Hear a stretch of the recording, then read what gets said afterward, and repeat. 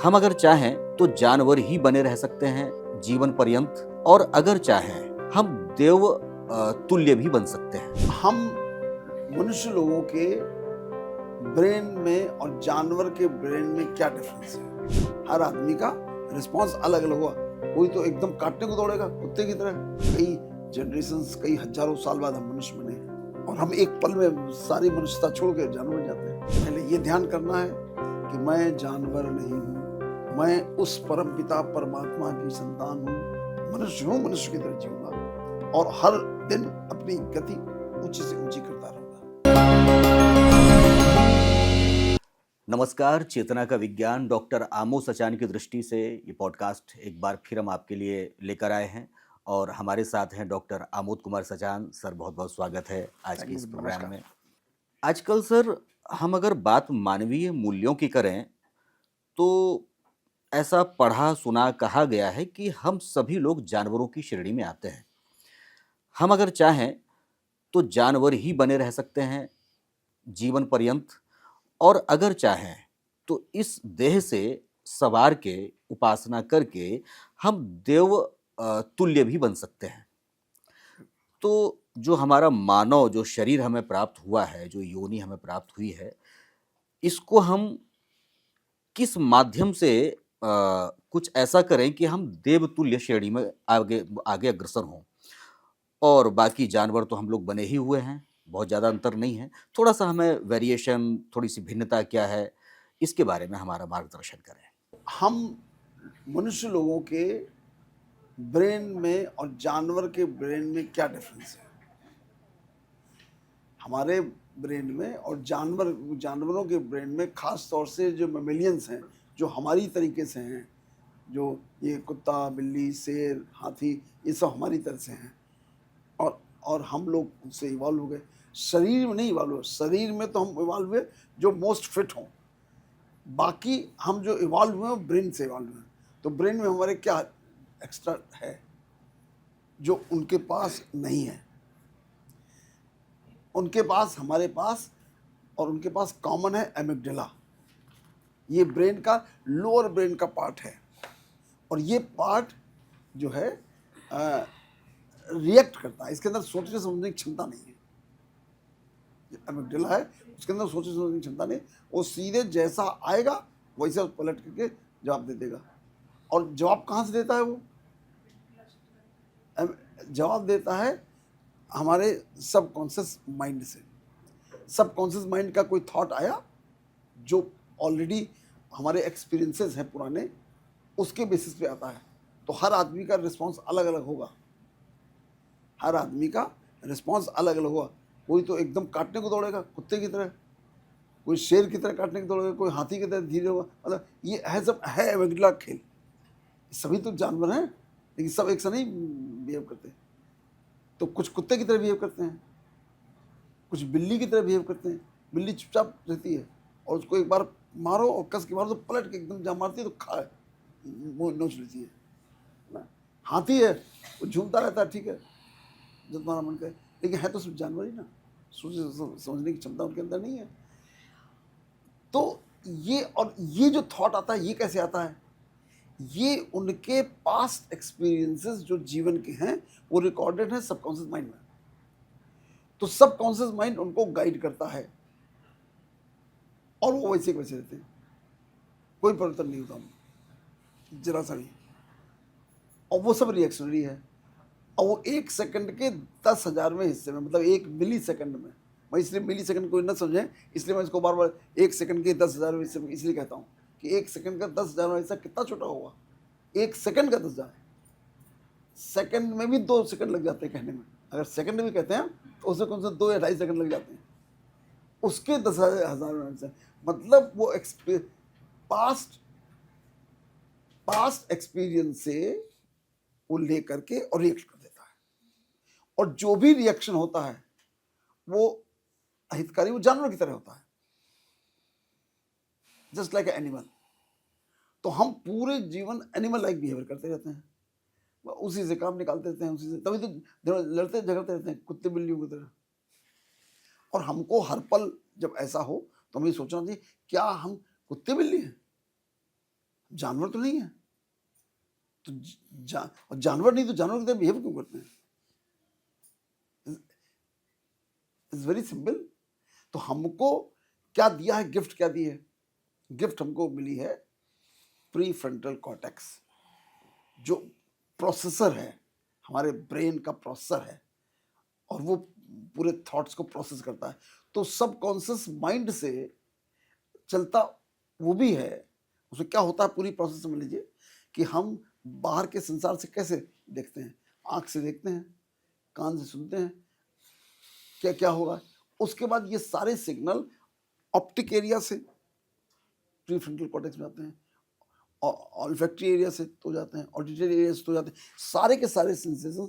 और अगर स्किन से कुछ काम हो रहा है तो स्किन से जाते हैं, वो सब जा करके और वहाँ पर प्रोसेस होते हैं कि इसका ये बना, तो उसमें इमेज बनी, उसमें शब्द बने, उसके और शब्दों का विश्लेषण हुआ, फिर वो इमोशन बन गया, भाव बन गया। उस भाव के बेसिस पे उसने रिएक्शन रिस्पॉन्ड किया। तो जब ये सब चीज़ें बनती हैं, इसमें लगता है टाइम, इट टेक्स टाइम, 1 से 2-3 सेकंड लगेगा, तब प्री फ्रंटल कॉर्टेक्स जवाब देता है कि नहीं देखो ये करो। लेकिन ये इतनी जल्दी जवाब देता है एनिमल वाला, तो ये कड़क से उसने गाली दी, हमें 4 गाली दी, उसने 1 हाथ मारा, 10 हाथ मारे इसको। ये है ये एनिमल। तो हमको हर पल जब हमारा बिहेवियर ऐसा हो तो हमें याद करना चाहिए क्या क्या कर रहे हैं। I am not animal, I am a human being. And मनुष्य बनने के लिए बड़ी कई जनरेशंस, कई हजारों साल बाद हम मनुष्य बने हैं, एक दिन फिर मनुष्य बने हैं। और हम एक पल में सारी मनुष्यता छोड़ के जानवर बन जाते हैं। एक अदम गोडवी साहब ने एक बड़ी अच्छी लाइन लिखी है इसी वाले टॉपिक पर कि 2 जानवरों को आपस में लड़ता देख तीसरे जानवर ने सोचा कि हमारे नैतिक मूल्य खो गए हैं, क्या हम भी आदमी हो गए हैं? बिल्कुल सही है। आज जानवर मनुष्य से पूछने लगेंगे, अगर उनकी बुद्धि थोड़ी सी आ जाए तो पूछेंगे तुम कर क्या रहे हो। कुत्ते देख के शर्मा जाएंगे कि मेरा सारा पोर्टफोलियो मनुष्य ने ले लिया है। आप शाम को आप टीवी चैनल में बैठिए, और अगर कुत्तों का भी चैनल बैठा दिया जाए तो कुत्ते शर्मा जाएंगे। हो क्या गया है, ये सब वास्तव में हो रहा है ना। वहां मारपीट करते मैंने देखा लोगों को, उसी टीवी स्टूडियो के अंदर एक दूसरे का कॉलर पकड़ते। कौन? राष्ट्रीय पार्टी के राष्ट्रीय प्रवक्ता। क्या हो गया है? क्या यही है मनुष्य? ऐसा नहीं है मनुष्य, ये हमारे अज्ञानता बस हुआ है। और हम कह रहे हैं, क्यों हम इस बात की चर्चा कर रहे हैं कि ऐसा नहीं होना चाहिए। हम किसी नैतिक मूल्य की बात नहीं कर रहे हैं, ये नैतिक मूल्य समझ में नहीं आता नैतिक मूल्य क्या है। इसी कारण से जो हम ऐसा व्यवहार कर रहे हैं, हम मानसिक रूप से और शारीरिक रूप से बीमार हैं। बीमारियां लगातार बढ़ती जा रही हैं, लगातार। जितने डॉक्टर पैदा हो रहे हैं, जितने अस्पताल बन रहे हैं, उससे ज़्यादा बीमारियां हो रही हैं, और बीमारियां नया नया रूप लेकर के आ रही हैं। कारण यही है, कारण कोई बाहर नहीं है। मनुष्य का शरीर बीमारियों के लिए नहीं बनाया गया था। हमारे पास, आप ऐतिहासिक उसमें जाइए, सतयुग में कहीं कोई अस्पताल नहीं थे। खूब सब विवरण मिलता है, कहीं अस्पताल नहीं दिखते थे, और न कहीं इस तरह के झगड़े होते थे, न बीमारियां होती थी। इसलिए कि हम अपने इन गुणों में नीचे गिरते चले गए। अब एक और चीज है कि हम लोग हर पल कुछ न कुछ थॉट पैदा करते हैं, कोई ना कोई थॉट पैदा होता है, ज्यादातर निगेटिव होता है। और वो निगेटिव थॉट आता कहाँ से है? वही अवचेतन मन से आता है। तो यदि हम उसको ठीक करना चाहें तो सबसे आसान तरीका है कि हम एक्चुअली हम जो अपने पुराने थॉट्स हैं ना, उन्हीं का ही रिफ्लेक्शन बार बार हो रहा है। जो हमारे थॉट्स हैं ऑलरेडी फीड हैं, और वो हमसे वैसे ही काम करा लेते हैं, और जो काम करा लेते हैं वो सब गलत काम करा लेते हैं। काम मैं ही कर रहा हूँ, लेकिन मैं अपने कंट्रोल में नहीं हूँ, मेरा मन मेरे ही कंट्रोल में नहीं है। तो मैं क्या करता हूँ कि उसी जो पुराने थॉट्स को बार बार रिपीट करता हूँ, बार बार रिपीट करता हूँ। यदि मैं अपने थॉट्स को देखना जान जाऊं तो ये काम ठीक हो जाएगा। मतलब जब मेरे मन में कोई विचार आए तो 1 मिनट धैर्य से बैठें, देखें क्या हो रहा है। ये मुझे क्रोध आ रहा है, अब मैं ये देखूं ये क्रोध आ रहा है और क्रोध में हो क्या रहा है। मुझे ईर्ष्या हो रही है। अब इन जब थॉट्स को विजुअलाइज करें तो थॉट की स्ट्रेंथ खत्म हो जाती है, वो चले जाता है वो। तो आज आपको जो ईर्ष्या हो रही थी, जो दूसरे के प्रति घृणा पैदा हो रही थी, जो घृणा पैदा हो रही थी, द्वेष पैदा हो रहा था, वो आपने देखा कि मेरे अंदर हो रहा है, तो आप उससे मुक्त हो जाएंगे। फिर आपको ये दिक्कत खत्म हो जाएगी। ये सबसे साधारण तरीका है। और हम नॉर्मली हम करते क्या है, जो थॉट आता है उसकी चेन बना लेते हैं, एक के बाद दूसरा, दूसरे के बाद तीसरा, दूसरे का चौथा, और उस चेन में हम घूमते रहते हैं और उस चेन के बाहर निकल ही नहीं पाते और दुख पैदा करते हैं। तो हमें बजाय वो थॉट हमको उसकी चेन बनवाए, हम उस थॉट को ही देखें, अच्छा तुम्हारे अंदर ये हो रहा है। और अगर फिर थोड़ा जागृत हो जाएं, थोड़ा और समझ में आए, तो फिर अपनी संवेदनाओं को देख सकते हैं, सांसों को देख सकते हैं, ये सब क्या हो रहा है, सांसों में क्यों इतना परिवर्तन हो रहा है, संवेदनाएं ऐसी तमाम तरह की हो रही, शरीर गर्म क्यों हो रहा है, शरीर में उत्तेजना क्यों हो रही है, शरीर में रोए क्यों खड़े हो रहे हैं, इनको देखें तो सब चला जाएगा और हम उससे मुक्त हो जाएंगे। तो हमारा काम विकारों से मुक्त होना है, यही हमारी असली जर्नी है। इसीलिए चूंकि वो हमारे इतनी गहराई से भरे हुए हैं, इसलिए मुझसे मुक्त नहीं हो पा रहे हैं।